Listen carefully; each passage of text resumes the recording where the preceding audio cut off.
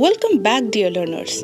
In today's lesson, we will continue to learn how to use demonstrative pronouns in Bangla to help indicate objects or people based on their proximity. But this time, we will learn how to use the demonstrative pronouns in negative context.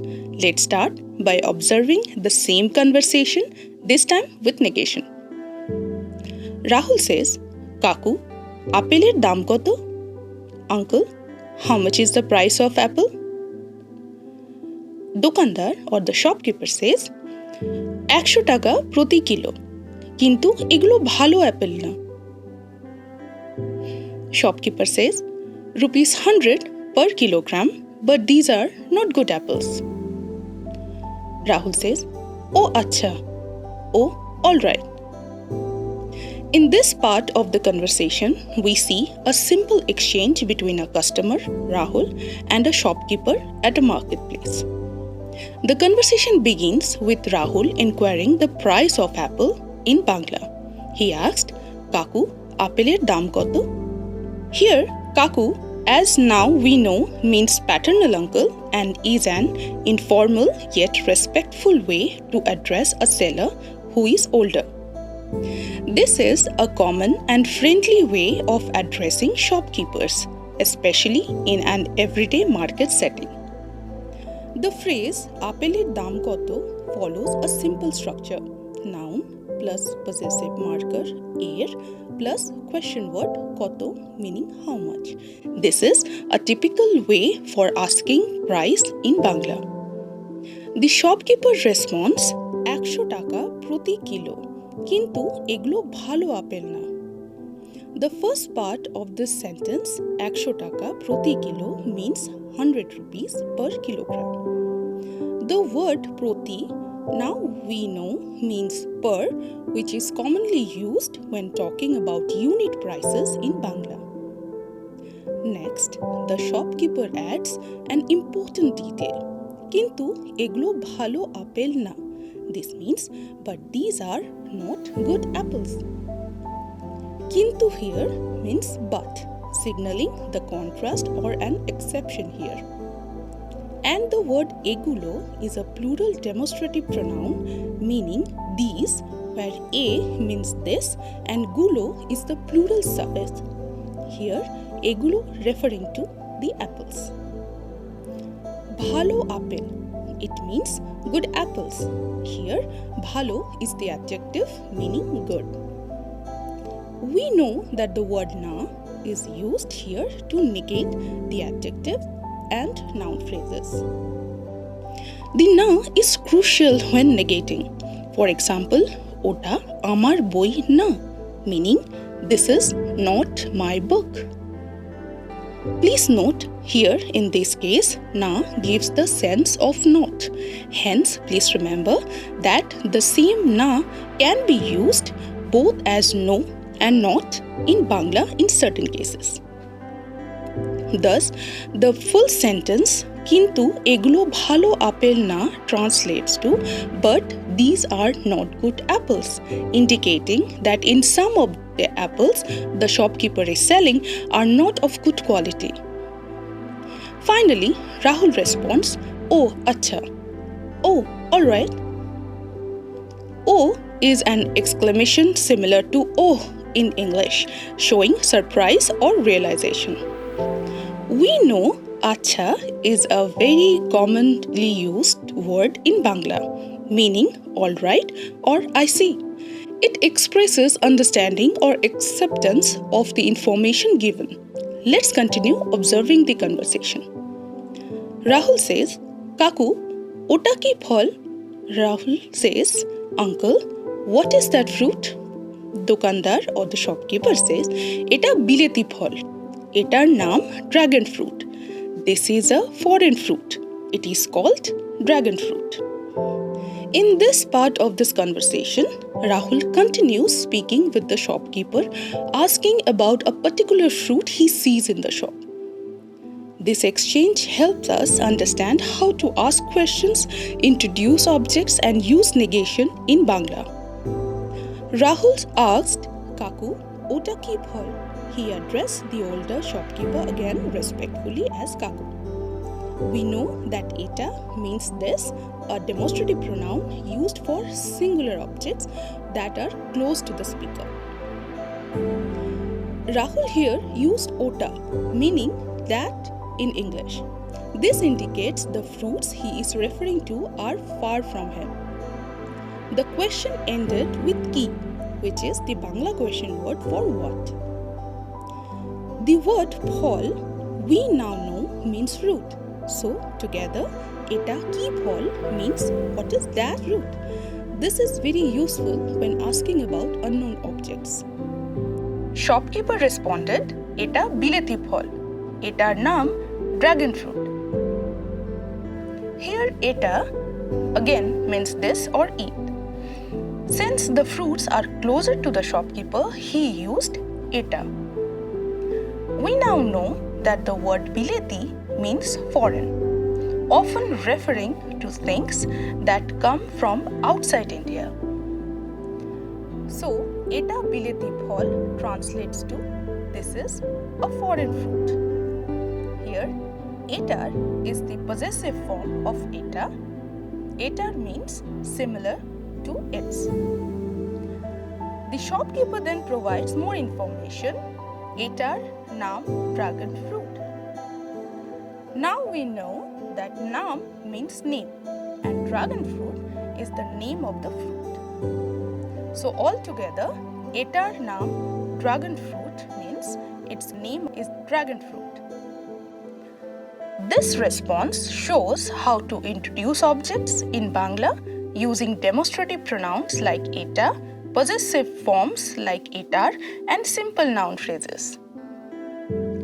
Now let's continue to the next part of the conversation. Rahul says, "Oh, ota ki mishti?" Rahul, "Oh, is that sweet?" Dokandar, "Na, eti khub mishti na." Shopkeeper, "No, it is not very sweet." Here Rahul acknowledged and then counter questions, "Oh, ota ki mishti?" We know that "oh" is an exclamation similar to "oh" in English, expressing surprise or interest. The demonstrative pronoun ota, meaning that, is followed by the question word ki. This is the question marker in Bangla used to form yes-no questions. It functions almost like is or does in English interrogative sentences. For example, ota ki boro bari, meaning is that a big house? Eta ki boro bari, meaning is this a big house? The next word is mishti. We know now that it means sweet. This is a simple way to ask about the taste of the food. The shopkeeper then responded using negation. Na, eti khub mishti na. We know that na is often used here to mean no. Please note that eti is another form of the demonstrative pronoun eta. It also means this, but it is more formal and polite than eta. We also learned a new word, khub. It means very or extremely. It is an adjective used here to express the level of sweetness, thus used before mishti, which means sweet. The negation word na, used after an adjective like mishti, means not. This negation after mishti is used to negate the meaning of mishti. So mishti means sweet and mishti na means not sweet. Here, the negation follows the same pattern as before, adjective plus na. This is useful when describing the quality of food, objects, or their qualities. Let's closely look at the key takeaways from this conversation. Asking about objects. For example, eta ki, meaning what is this? This structure can be used for asking about anything new or unknown. Introducing objects. For example, eta bileti phol, meaning this is a foreign fruit. Again, এটার নাম dragon fruit, meaning its name is dragon fruit. Forming yes-no questions. For example, এটা মিষ্টি? Is this sweet? See, if not using any question word, simply raising intonation turns a statement into a question. Negation with adjectives. For example, এটি খুব মিষ্টি না, meaning it is not very sweet. Let's continue observing the next part of the conversation. Rahul says, এগুলোর দাম কত? How much do these cost?